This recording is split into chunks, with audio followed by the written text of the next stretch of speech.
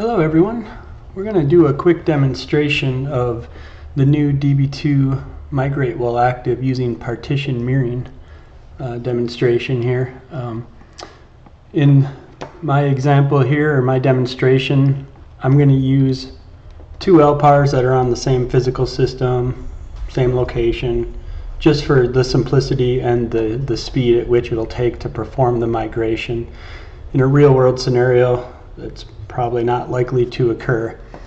This product is quite new, available on the latest TR for 7.4 and 7.5, not yet available for 7.6.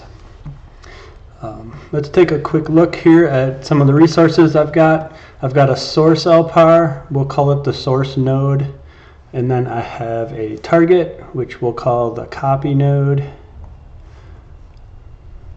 This is not yet booted, there's nothing on it, it's just a blank LPAR. We're also going to need to install the license internal code from something to the copy node. You have a lot of options when it comes to that. You could use an iBase DVD, you could use a save from your source node, you could use one of those iBase images from your file server. I'm going to use an existing image catalog from my source node as an actual NSF share to install it on the copy node. Because they're in the same environment on the same network, it's quite easy for me. I don't need to transfer images around or perform a save. This entire process can be done while your source system is up and running, up until the point in time where you want to do your actual rollover. Let's take a look at a few things. So IBM has a nice website you can go to that has all the PDF information that I'll be going through in this, plus a lot more. There are 3 different ways to do the migrate while active. We're going to be using the partition mirroring option. The steps in the other processes are quite different. I'm not going to go through the PDF with you, but I wanted to share the link on the screen so you have it for your information. First thing I'm going to do is check all my prerequisites on the source node. For convenience sake, I've put them in this notepad file right here, and we'll resolve any differences real time. So, click Pregum. Let's see what we have installed. So we obviously have option 1 and 3, 12, 30, 33. DBM is not yet installed on this system. DG1 is. JV1, you have the option of any one of these. You don't need all 4 of them installed. I've got a few of them, so we should be good. And TCP, obviously have, because I am connected to the box. There's also a couple open source packages that are required. There's the Cloud init, Python 3.9, and the 3.9-IBM_DB. I do not have those installed yet, so let's go put them on.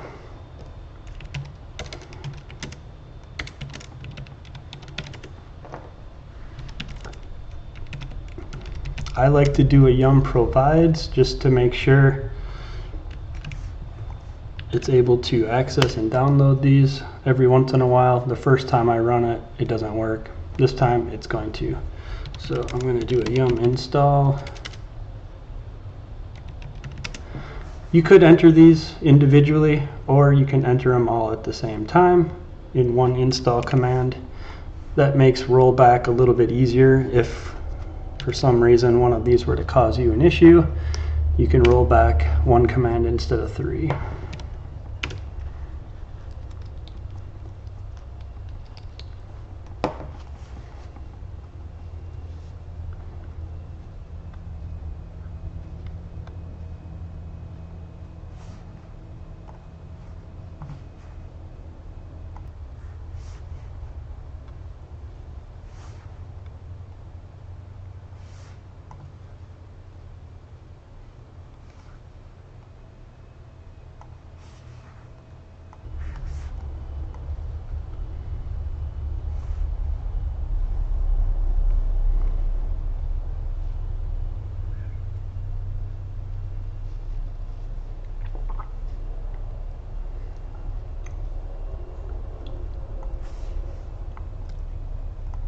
If you go to run this yum install command and it comes back with some sort of message like yum not found, it could be you don't have your environment path set up correctly, or perhaps your open source environment just isn't installed.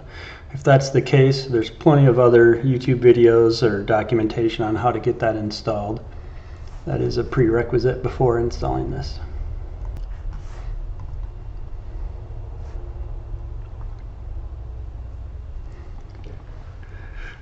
Okay, we've got our open source packages installed. Now let's go install that license program that we need. It doesn't matter what order you install these in, by the way. Before we do that, let's go mount our image catalog. So I have an image catalog already on here with the entire 7.5 set. The latest level currently of the respin of the iBase. A little bit more on that in a second, as well as disk 1 through 5. So let's go ahead and mount that. Load it.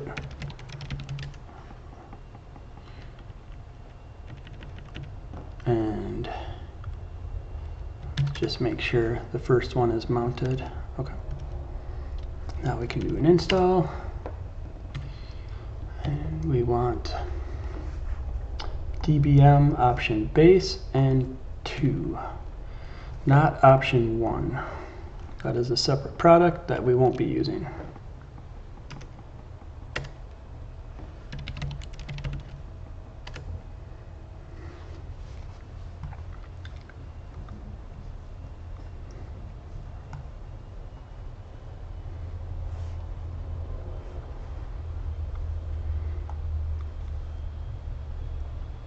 There is a 7-day trial key for this. Probably not long enough to do an actual migration. If you just want to test it out in your own lab first, it's perfect for that. Okay, now that we've got that on, let's respin over our PTFs.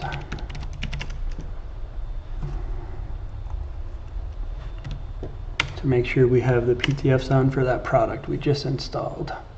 Mine happened to be in a image catalog called Auto PTF. I might make another video about that at some point in the future. It's pretty cool.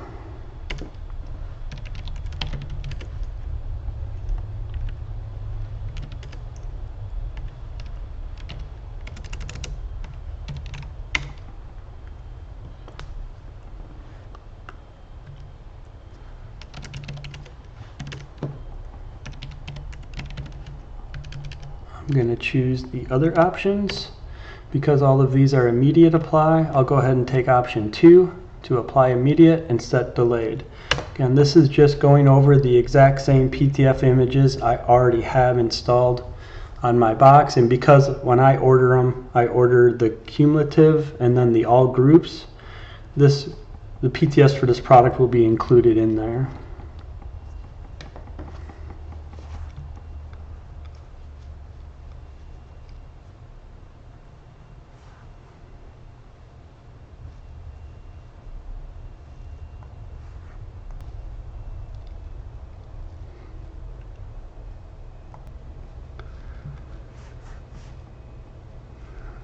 Okay, let's check our groups and make sure it's installed.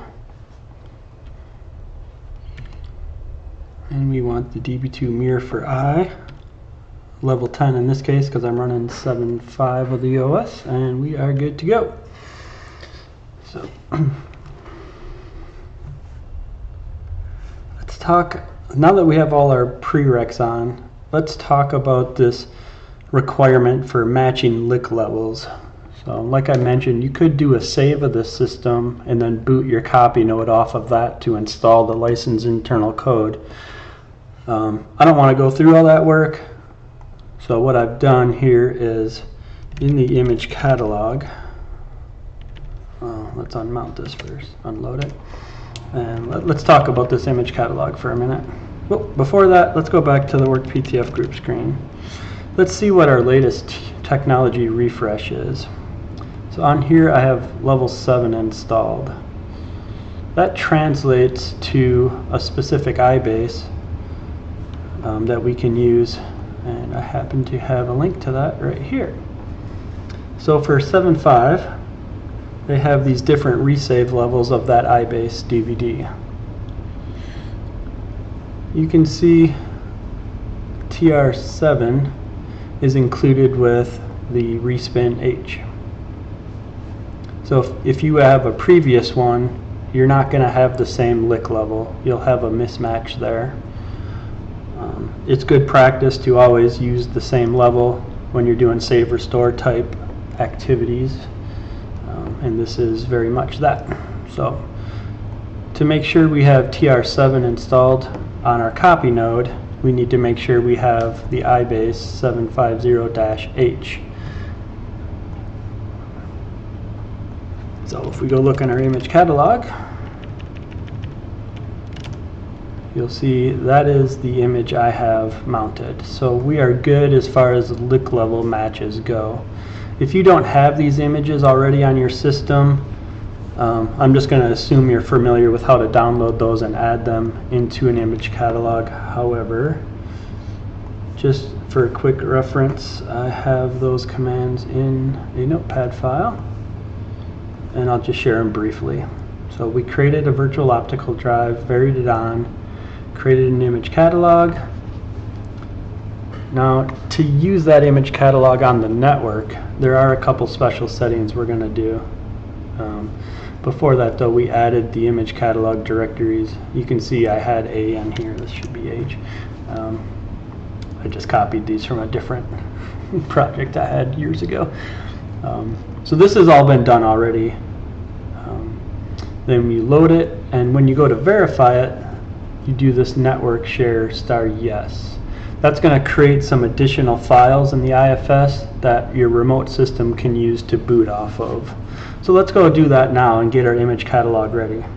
This does not have to be done on your source system. You could use a third system for this.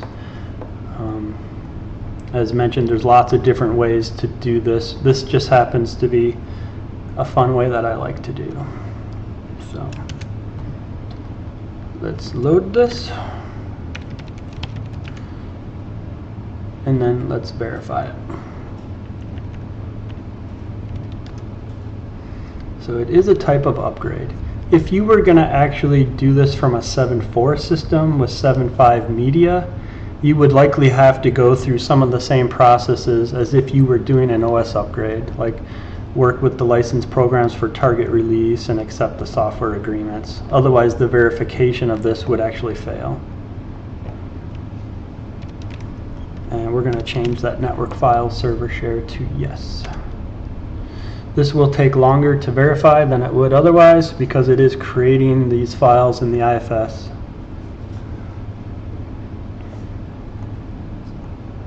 After that is done, we basically just need to start a couple NFS servers, change some attributes, and then start the TFTP service. That's not a typo. It is actually a TFTP service. It's not FTP.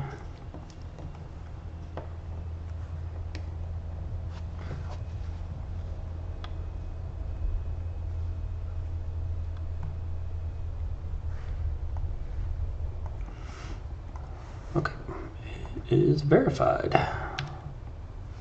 So let's start these NSF servers, NFS servers. I already have them running, so you're going to see that. But most people don't have that started by default, so you'll probably get a message saying it started successfully. Now you're going to want to change the export options and change the authority of that directory so public has access to read it. Now for the TFTP services,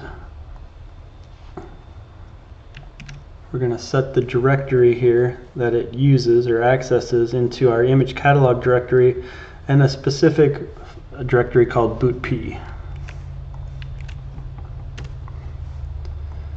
Change the authority on those files, and then we'll bounce the TFTP server. Most likely you don't have that running already, but just end it and start it. It is now able to be accessed anywhere on my network that can get to the IP address on this system. So for this example, we're going to use these two interfaces here. So let's talk TCP interfaces for a second. I'm going to cut over to a Visio diagram to help explain this for a moment.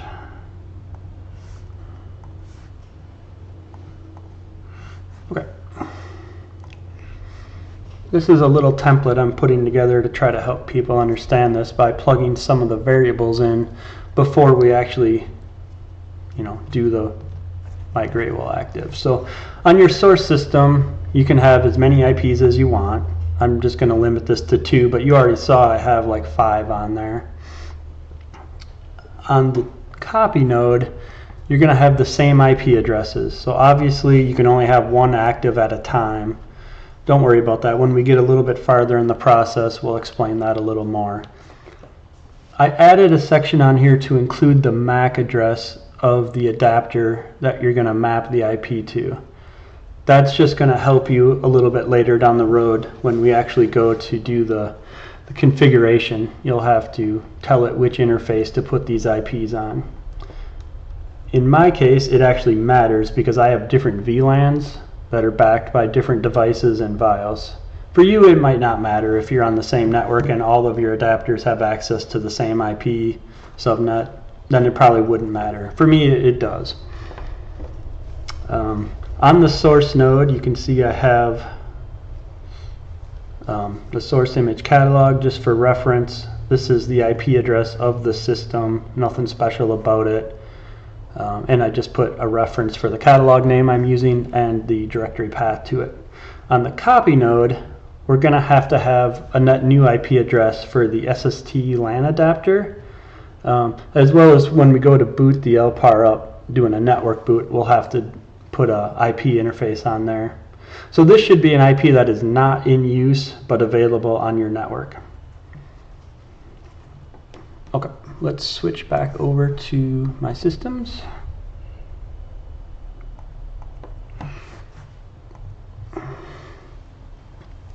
Let's go into the HMC and take a look at this LPAR I've created.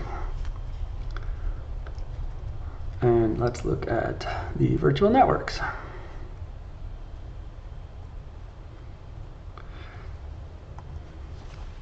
You can see I have 3 adapters here. The port VLANs are labeled consistently for us. That's something we try to do. Just makes it easier to see what's what. So we have a VLAN 412 adapter and an adapter on VLAN 53. To find the MAC address for these, you just click on it, go to Actions and View, and you'll see the MAC address right here. That will be helpful later on in a different step. So if you're following along on this, go ahead and take some time and jot those down for each of your adapters and which VLAN they go on to.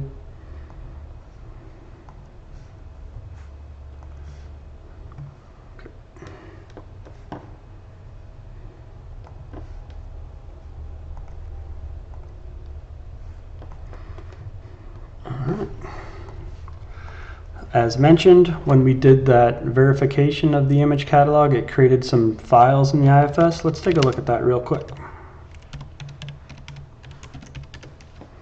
You can see there's a boot P directory.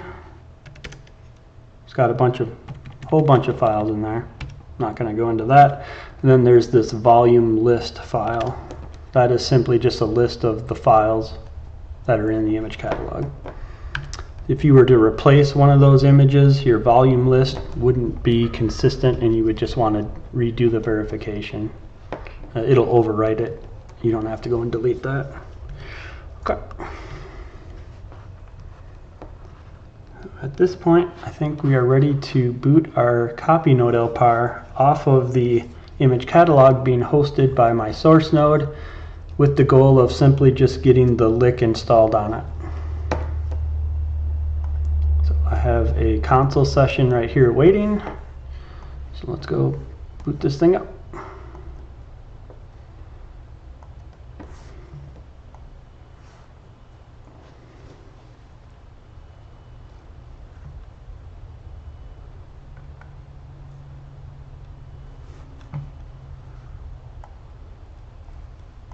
Okay, so we're going to do a network boot, and we're just going to pick the default profile. That's all that's there. The boot server IP address. So this is the IP address of where that image catalog is being hosted. So that's on my source node. So again, you could pick any IP you want as long as the copy node IP has access to it. We're going to use the one on VLAN 53. And the directory path of that image catalog is v7r5os. You're going to select a network adapter. This you would have seen on the previous, when we looked at the adapters and found the MAC address. It also lists the adapter. I'm going to pick option 2. I have 3 there. One of them is on a different VLAN. The other 2 are on this same one. Okay, now we need to give it an IP that is not currently in use. If you don't know if this is in use or not, just try pinging it or talk to your network team to see if it's available. And the subnet mask and the default gateway. If you hit advanced options, you just want to make sure it says auto. In my environment, I am using VLANs, but I don't actually need to supply that info here because that's handled on the network side. So we're just going to hit finish.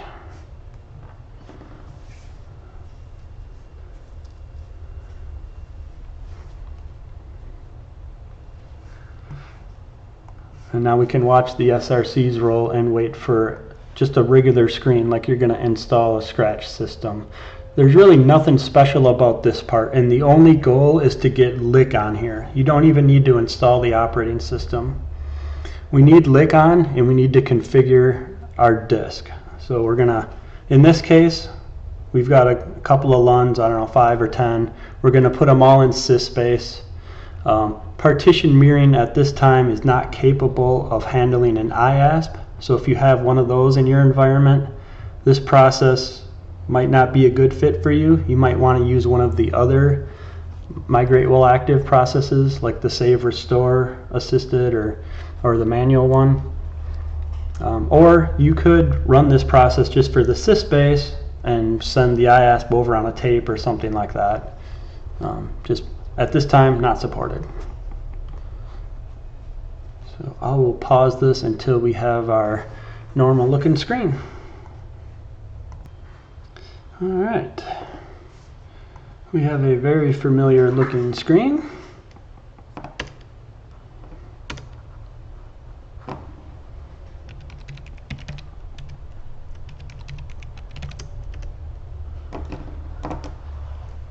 We are going to take option 1 to install license internal code. If you're doing this off a tape or something like that, you'll notice my system name here matches the serial number. That's a good indication for me that I came off of an iBase image or a system that happened to have the same serial number.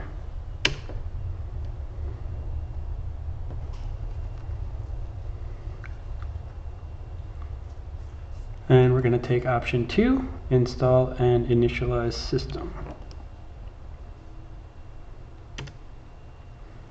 F10. I will pause this again until this step is completed.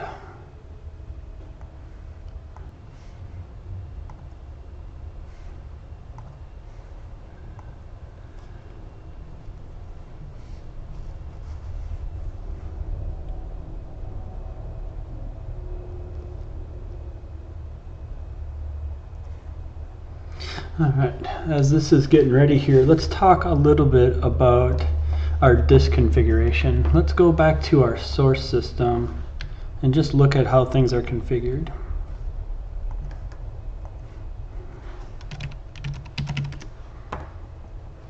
You can see here I've got units 1 through 8. Those are in the sysspace. I actually do have one other, I guess I have one non-configured disk and then one on a different ASP there. S33. We're not going to worry about these bottom 2 for this example. That was just leftover junk from some other thing I was playing with. So basically I've got 8 units in the sysspace. and there's nothing on the other two, so we're not going to worry about those. But if you had a different configuration, you'll need to set up your copy node in similar fashion. For me, I'm just going to take all the LUNs and throw them in sysbase when it gets to that point here pretty quick.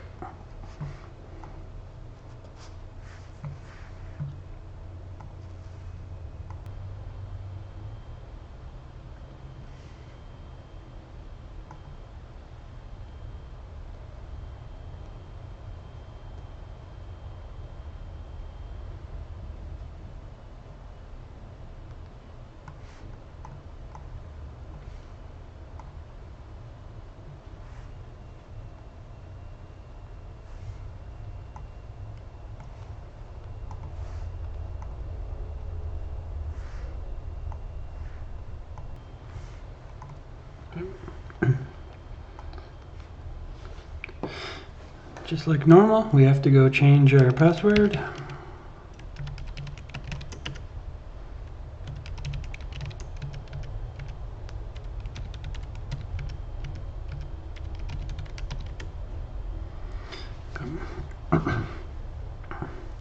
So we're going to go into DST, work with disk units, work with this configuration, work with ASP configuration,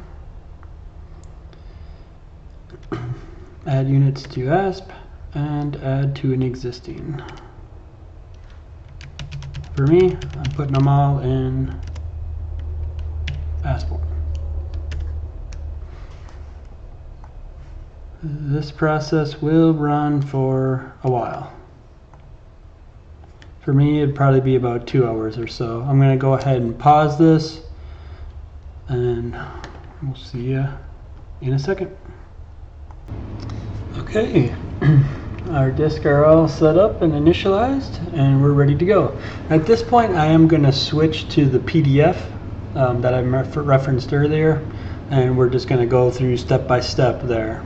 So we've completed step 1 already. 2, I'm going to skip over right now. I'm sure somebody else will come out with a much more detailed version of this after it becomes more popular and widespread. Okay, step 3 has us logging into the source node to the Db2 mirrored GUI. You'll notice for me, I get an error message that it's not available. I'm going to assume that because I just installed this product and the PTFs, that I need to bounce the admin server. So I'm going to try that quick and see if that resolves that problem.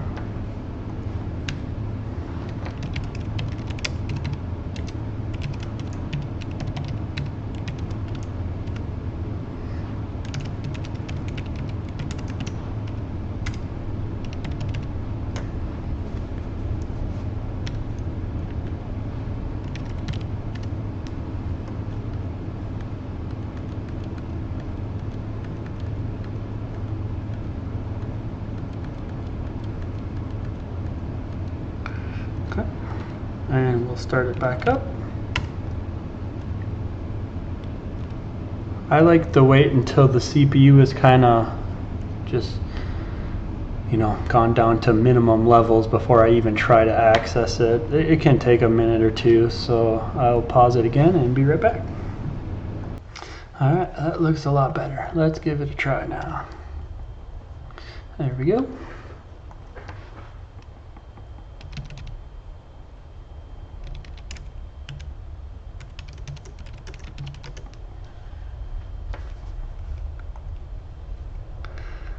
Alright.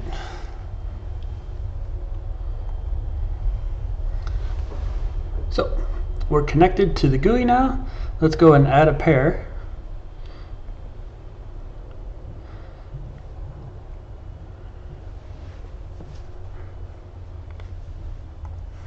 We're going to pick Migrate while active and partition mirroring.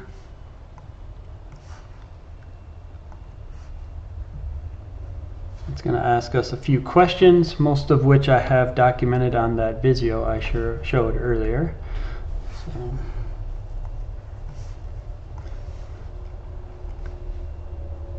So my source node 10.7 .53.64. Username. I would suggest you probably use QSEC offer. And I'm going to hit validate source. Source node complete, some warnings. Okay.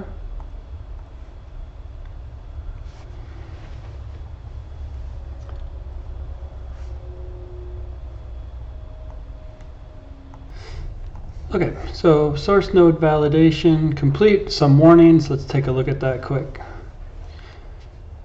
Good, good. And it's just complaining because I don't have a license key installed, so 7-day grace period will begin after we start this. Fair enough. Okay, on some of these steps it's going to refer you to documentation right inside of the GUI. It is a part of the other PDF that I have open, but we'll follow along because it kind of takes you right to the specific step.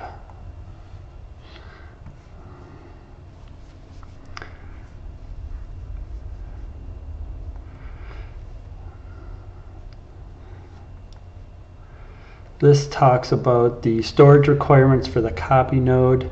I've already gone through all of that, so we'll hit next. We've got our lick installed and DISR configured, and we got to confirm that. Yep. Okay, so I'm going to close that link, and now manual steps for configuring the service tools server LAN adapter. Okay.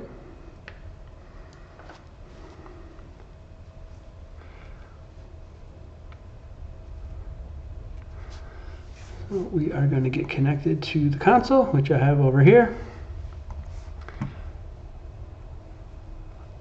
It is in manual mode.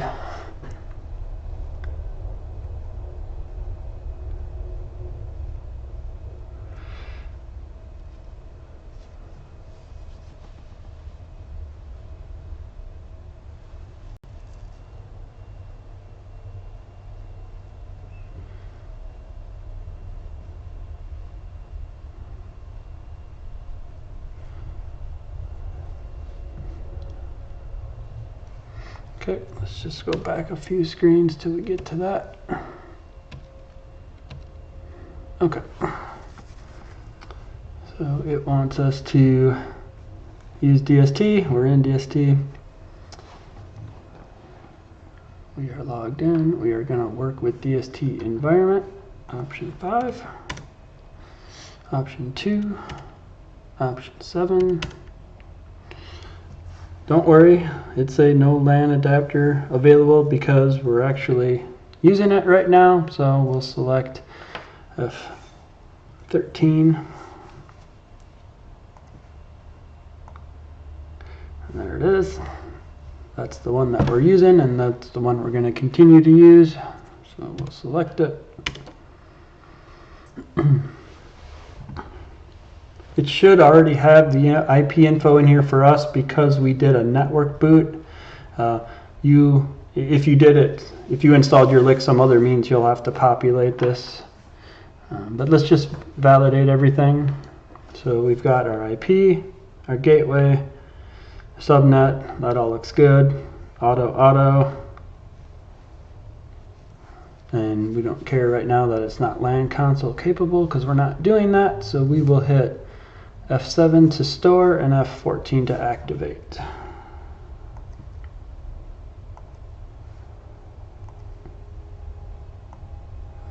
Okay.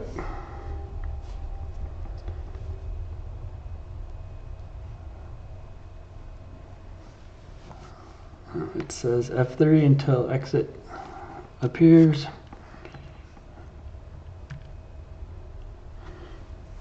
Select option 1 to exit. Something tells me we'll be going right back in there, but that's okay. Do not perform an IPL of the copy node. It must be started and remain at DST. Return to the GUI. Okay, let's return to the GUI. Click next. And okay. coffee node IP address.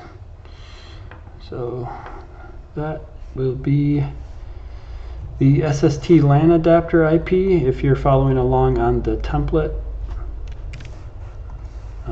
or if you made note of it. So for me, that's 10.753.100, and we will hit check connection. Good. All right, next.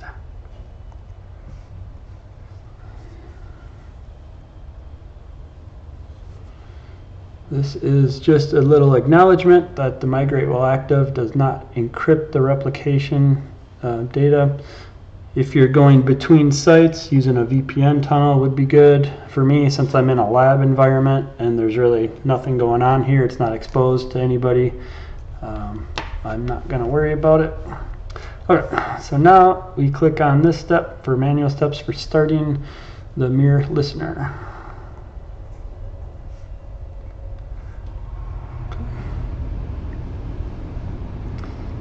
We're already on the console. Restart the copy node in manual mode, which is where we're at.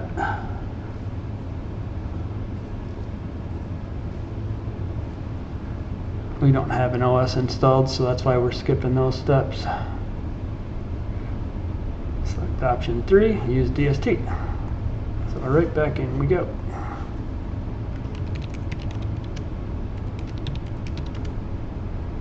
Use DST.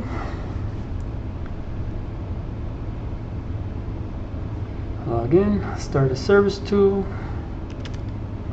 display alter dump, display alter storage, license internal code data, and advanced analysis. Okay, we are going to page down until we find one that says partition mirroring.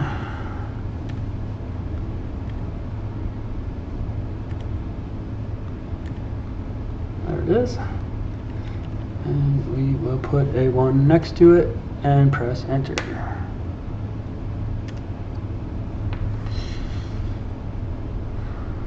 Okay. Use the token generator provided in the GUI to generate a parameter string that will be passed to this command. So we're going to generate a token and we're going to put it on the options parameter here. So let's go back to the GUI. And we will say, we will just type some random gibberish and hit generate. Oh, that's not true. No special characters. Let's get rid of some of that.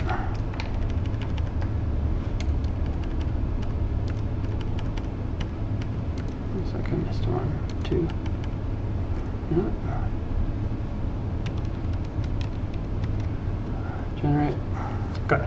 Here is our generated parameter, our passphrase. So we're just going to hit copy, and it's only good for 20 minutes. So by the time you're watching this, it will be more than expired. So this tells us to go and just paste it on the command line. So we will paste it and hit enter.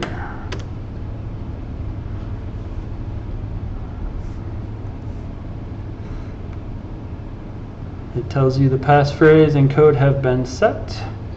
Press F3 until the exit DST screen appears and exit DST. Do not IPO this mode. Okay, and we're just going to let that sit there. We're going to go back to the GUI and finish this up. Okay. Start replication.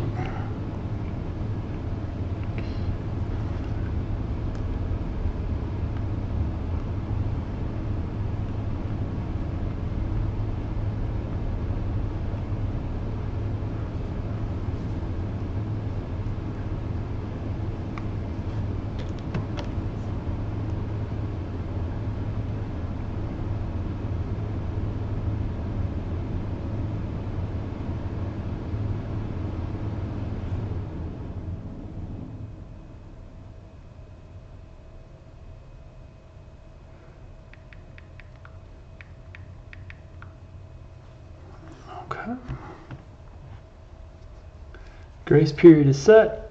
Current state 0% complete. It's still preparing on the, that goes pretty quick. Okay. So down below here you have three options. You have a low, medium, and high for the replication rate. The higher you go, the more CPU will be used. I'm not entirely sure about other things like memory. But let's just let this run for a little bit to get an estimate, and then we'll toggle between the three and see what that estimate goes to.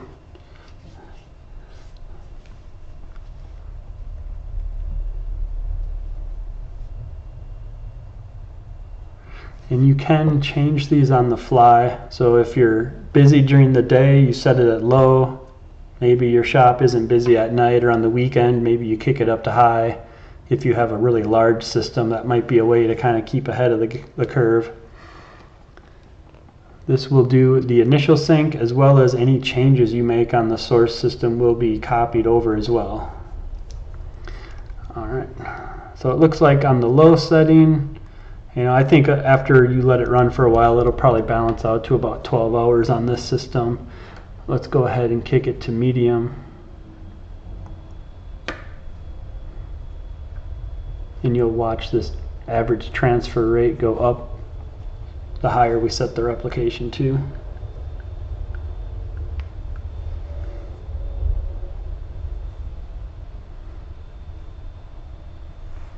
I'm just going to let that sit for a few minutes and pause it here. I'll be right back. Alright, on medium you can see it's going to be 13-14 hours. Transfer rate's up a little bit.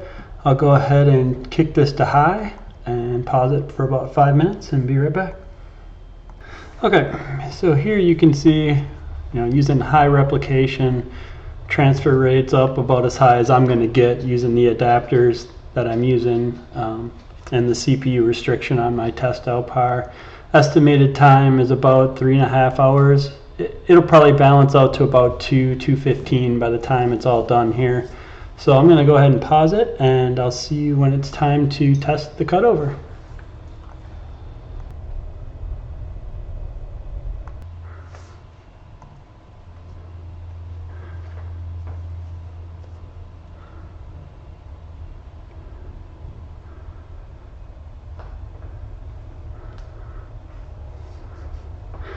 Alright, it is 100% complete, but we still have to wait a minute.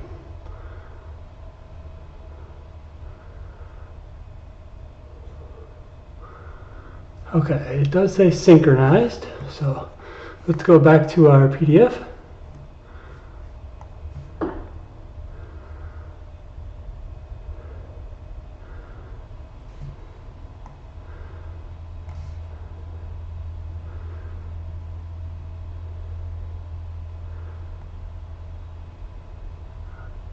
Yeah, we did all that.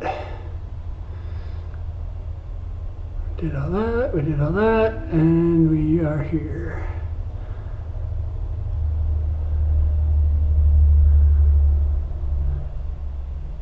Okay, so it is currently in this continuous data replication mode, and it will stay there until you're ready to either do a test or the migration. Test mode or final cutover. Alright, here's a quick CPU chart. I'm assuming that these little steps here were me transitioning from low, medium to high. If I get some time, I might just let the whole process run out under low and medium to get some CPU charts to compare, but I don't have time for that today. So how about we proceed with a test? So we're going to hit test mode and hit next. Okay. Hit import test mode details. It's going to go ahead and populate our system name, IP address, domain name, DNS servers. Just make sure that is all good. Okay. Now, for our copy node, we need to hit this little edit button here. You might get confused like I did at first why this was grayed out. You need to hit the edit mode, and now we can select which adapter to put that interface on. This is why I had you write down the MAC address earlier. So let me go back to my template and see which MAC address I had for that interface. Okay, it's the one that ends in Echo Apple 02. Alright, so that is good. And let's do one more just for fun. So I'm going to select the other 10.7 interface, and I'm going to go look at that MAC address. That was EA09.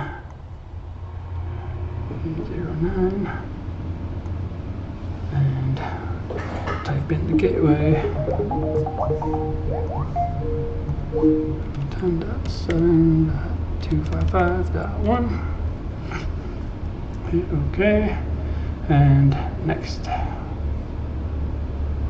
Confirm IP address. You have chosen to test with one or more IPs from the source node. This requires you to enter test mode from restricted state on the source node and leave the source node in restricted state to avoid an IP address conflict. Are you sure you want to proceed? Confirm.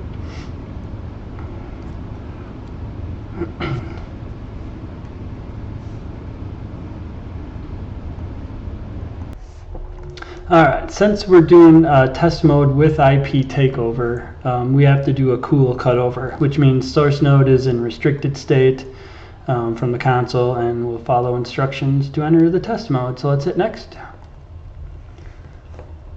This is where you verify everything that we did on the previous screen, and hit next.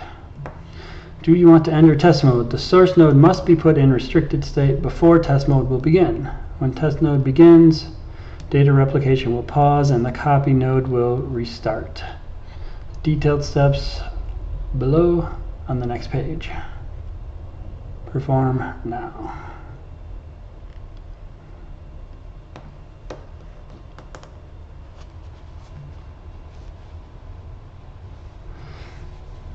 Looks to me like we probably should have gone to restricted state right before we hit that. But let's go find out.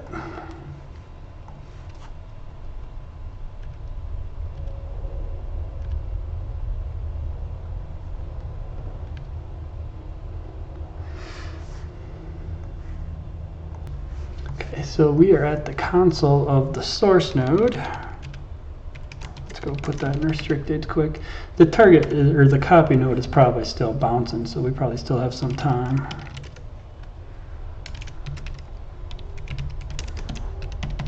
This will kick us off of the GUI, of course.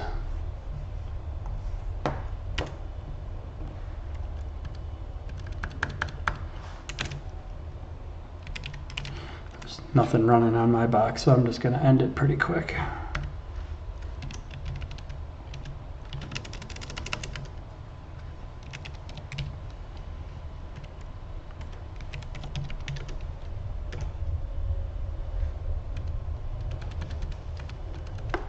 I should see my interactive screen go away. And let's take a look at our copy node.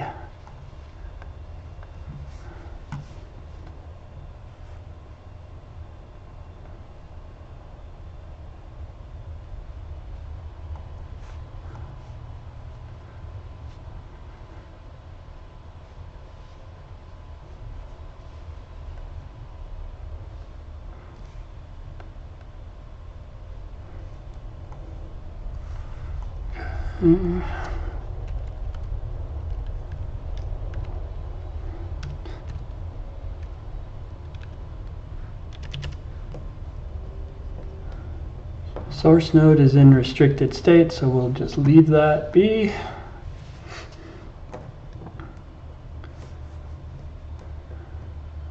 We are in cool cutover.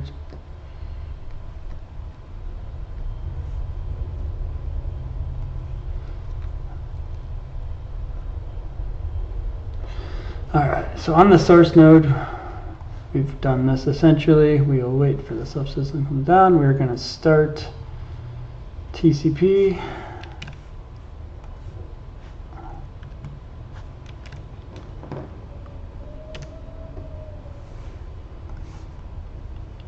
We'll start the interface.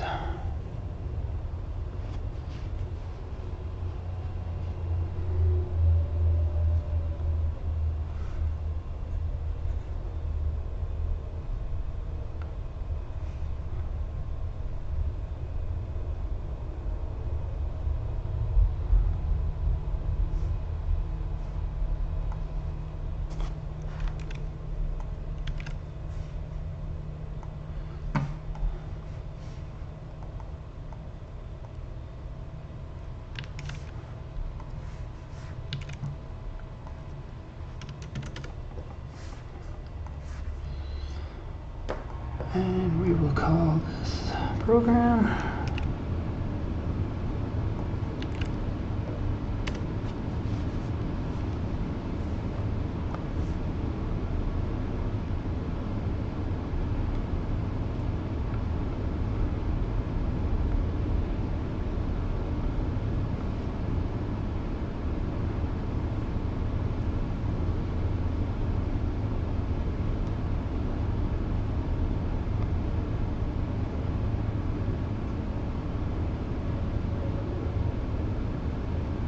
Okay, now we just sit back and watch.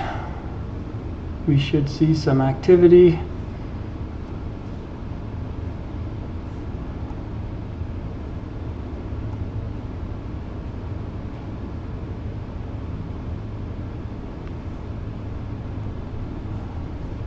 There goes the copy mode.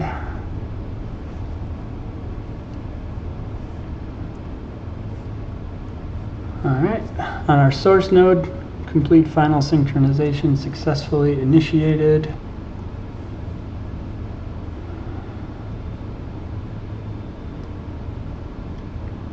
And if we go look, it should have ended that TCP interface for us.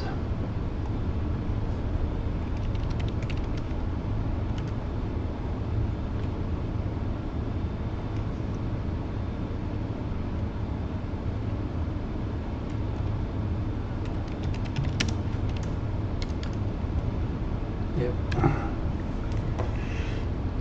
Look at our HMC. It is rebooting.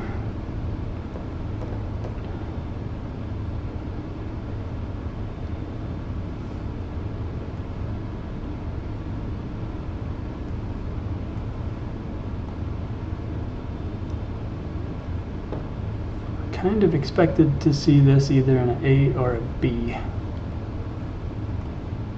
Maybe it just hasn't refreshed.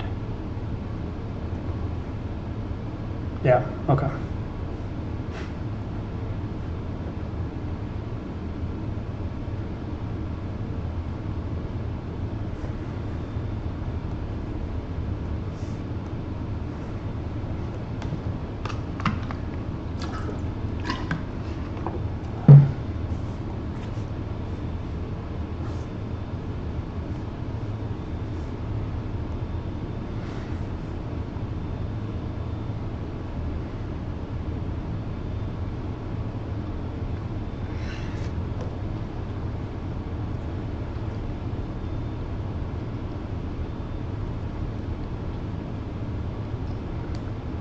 I'm going to end this particular demonstration after the test node system is up and running, and we'll just take a quick look around on it. I'm not actually going to do the actual cutover, but there isn't much more to actually do that.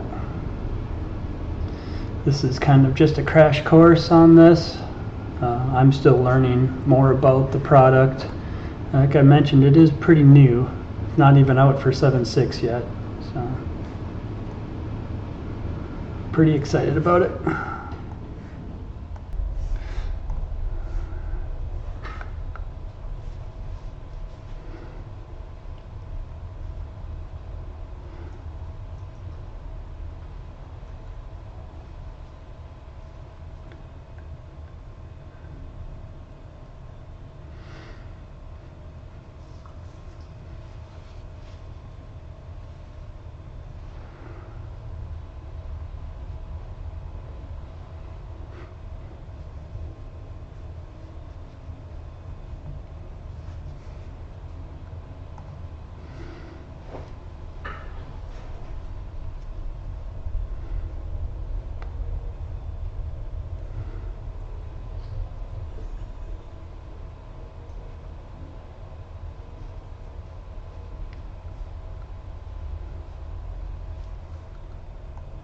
All right.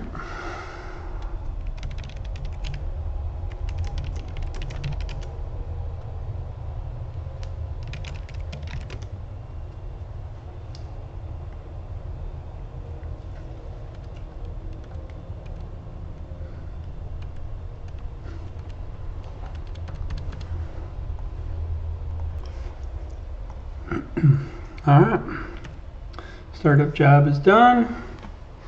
Let's take a look at our just regular telnet session. You can see that came back like normal, running on a different LPAR, but same IP address, so that came up normal. Let's look at the next step here.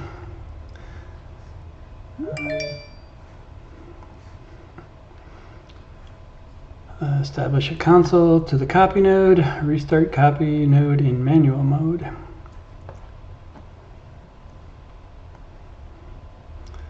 So this will kind of be like ending the test node once you're done verifying everything looks normal.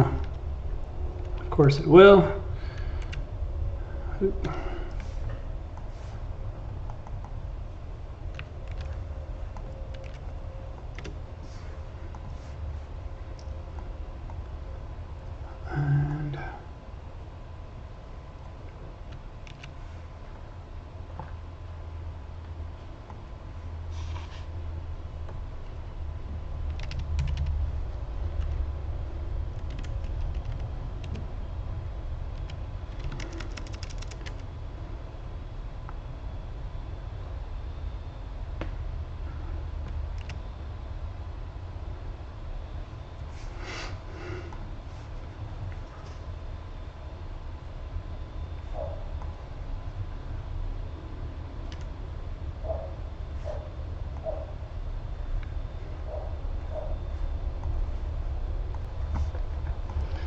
All right.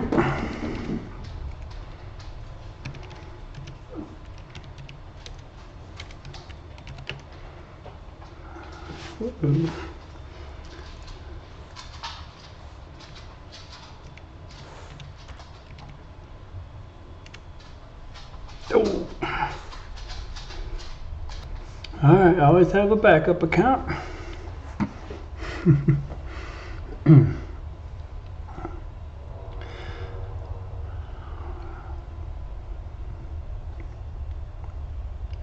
All right, we are going to bring the source node out of restricted state just by simply starting the controlling subsystem.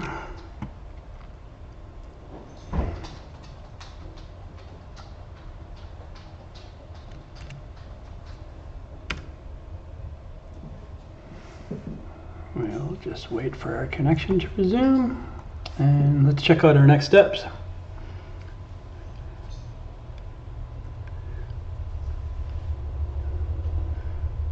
Looks like we just go back to the GUI and hit resume data replication until we're either ready to complete the final cutover or do another test.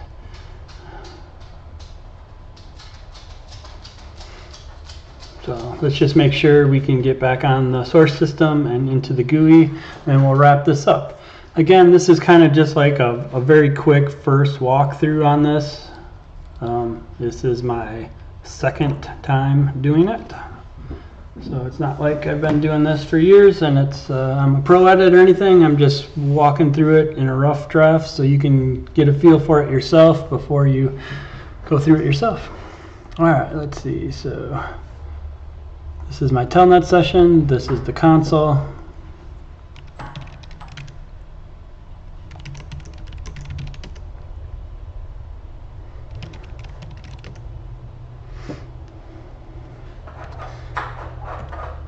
We'll wait for the CPU to calm down on these jobs before we go back to the Db2 mirror console.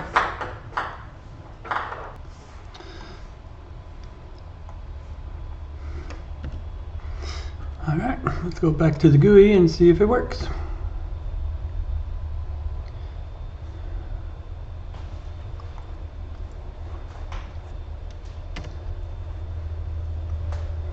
Very good.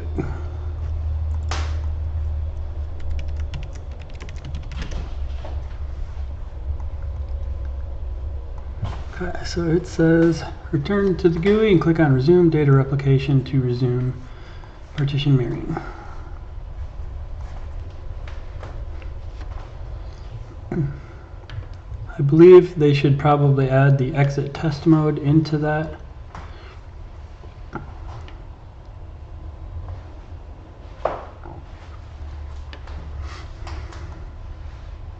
Resume data replication. Okay.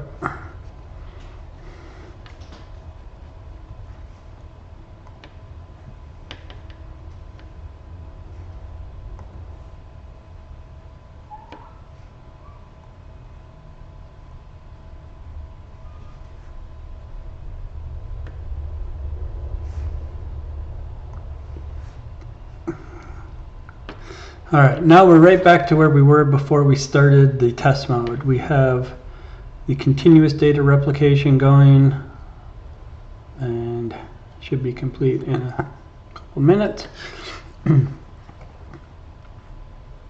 That is Db2 mirror migrate while active with partition mirroring.